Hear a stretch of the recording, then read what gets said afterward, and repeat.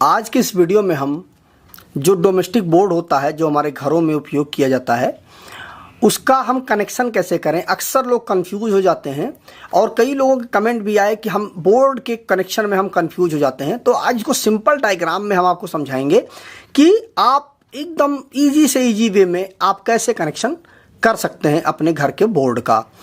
तो देखिए, मैंने उसके लिए कुछ चीज़ें मैंने पहले से ही बना ली हैं। ये हमारा फेस और न्यूट्रल जो सबके घरों में नॉर्मली आता है, ये हमारा पंखा है, ये बल्ब है हमारा, ये ट्यूबलाइट है और ये हमने घर का एक सॉकेट बना दिया है। ठीक है, उसमें 3 पॉइंट होते हैं। आप पीछे पलट के देखेंगे तो उसके 3 पॉइंट होते हैं। ठीक, और ये हमारे स्विच वगैरह हैं, ये स्विच हैं जो घरों में हम ऑन ऑफ करते हैं, वो स्विच हैं ये। ठीक, तो आइए देखते हैं कि इसका हम कनेक्शन कैसे करें आसान तरीके से। तो देखिए, सबसे पहले एक चीज़ समझ लीजिए, इसका थंब रूल जो आपको कभी भी कंफ्यूज नहीं करेगा। सबसे पहले जो न्यूट्रल का जो तार है उस चीज़ को आप समझ लीजिए कि न्यूट्रल का तार एक ही कंडीशन में इस बोर्ड के अंदर आएगा।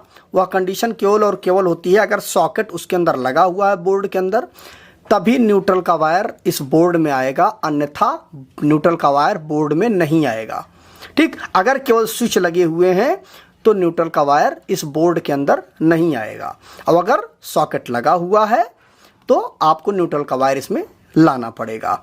ठीक है, तो अब आइए देखते हैं। देखिए, पंखे में 2 पिन होते हैं, बल्ब में 2 होते हैं और ट्यूब में 2 होते हैं। तो सबसे पहले आपको क्या करना है, इस तार को, न्यूट्रल वाले तार को इस तरह से आपको इसमें जोड़ देना है।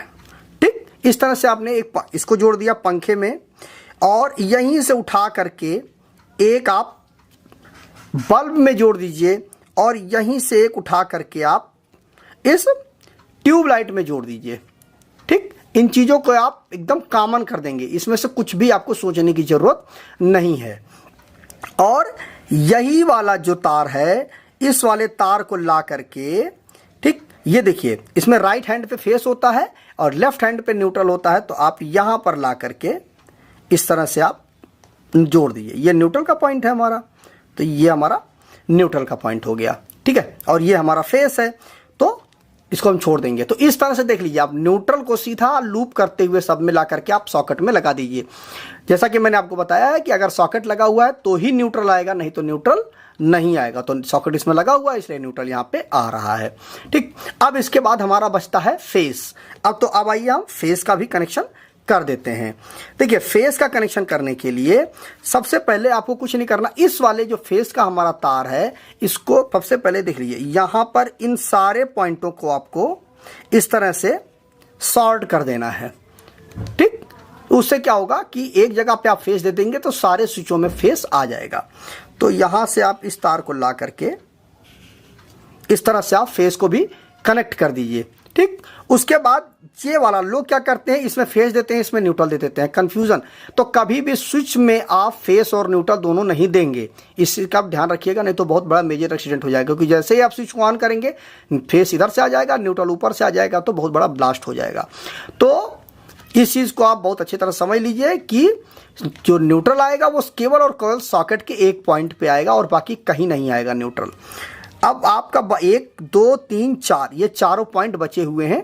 तो इनको देखिए, सबसे पहले आपको ले जा करके एक वाला जो तार है इसको आप इस तरह से यहाँ पे कनेक्ट कर दीजिए। तो अब देखिए, न्यूट्रल तो आ ही रहा था, जैसे ही आप स्विच को ऑन करेंगे यह सप्लाई सीधे पहुँच जाएगी, आपका पंखा जो है वह चालू हो जाएगा।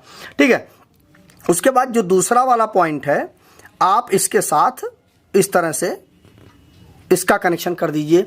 जैसे ही आप स्विच को ऑन करेंगे, न्यूट्रल तो आ ही रहा था, ये जा करके बल्ब के दूसरे पॉइंट में ये पहुंच जाएगा सप्लाई, तो आपका बल्ब ऑन हो जाएगा। जैसे ही आप स्विच को बंद करेंगे, सप्लाई यहाँ से कट हो जाएगी और बल्ब तक सप्लाई नहीं पहुंचेगी, तो आपका बल्ब बंद हो जाएगा। ठीक है, और यह तीसरा जो पॉइंट है उसको भी आप इस तरह से कनेक्ट कर दीजिए इसके साथ में इस तरह से। तो जैसे ही आप स्विच को ऑन करेंगे, ये ट्यूबलाइट में भी सप्लाई पहुंच जाएगी, फेस का तार पहुंच जाएगा और ये न्यूट्रल जो है सीधे सीधे आ जाएगा, तो आपका बल्ब जो ट्यूबलाइट है वो भी आपकी जल जाएगी। उसके बाद जो लास्ट में आपका बचता है, एक स्विच बचता है, इससे आपको कनेक्ट करना है आपका जो सॉकेट है।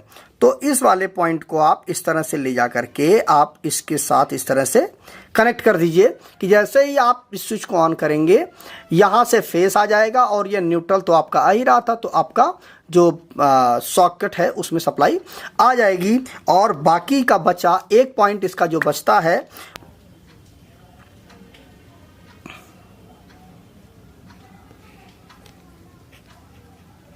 ये आप इस तरह से अर्थ से कनेक्ट कर देंगे तो इस तरह से आपके सॉकेट में अर्थिंग आ जाएगी। और अब आप कोई भी इक्विपमेंट ला करके जब इसके साथ कनेक्ट करेंगे तो ये अर्थिंग से सीधे सीधे कनेक्ट हो जाएगा आपका इक्विपमेंट, और जो कोई भी लीकेज करंट होगा वह इसी के माध्यम से ज़मीन में चला जाएगा और कोई भी दुर्घटना नहीं होगी। तो मुझे उम्मीद है दोस्तों कि आपको यह चीज़ समझ में आ गई होगी कि किसी भी घरेलू बोर्ड का अगर आपको वायरिंग करना है बहुत ही आसान तरीके से, तो इस तरह से आप पूरे घर के बोर्ड की वायरिंग आप कर सकते हैं खुद भी। अगर आपको इस वीडियो से संबंधित कोई भी और कन्फ्यूजन हो रह गई हो, जो चीज़ आपको समझ में ना आई हो, तो आप आसानी से दोबारा कमेंट करिएगा। मैं दोबारा भी इस पर एक अच्छी सी और वीडियो बना करके लेके आऊँगा कि जो आपके मन में कन्फ्यूजन रह गई हो उस पर। तो अगर दोस्तों वीडियो अच्छा लगा हो तो वीडियो को लाइक कर दीजिएगा, शेयर कर दीजिएगा, और जाते जाते चैनल को सब्सक्राइब करके ऑल नोटिफिकेशन बेल आइकन को जरूर प्रेस कर दीजिएगा। मिलते हैं एक नए वीडियो के साथ। नमस्कार दोस्तों।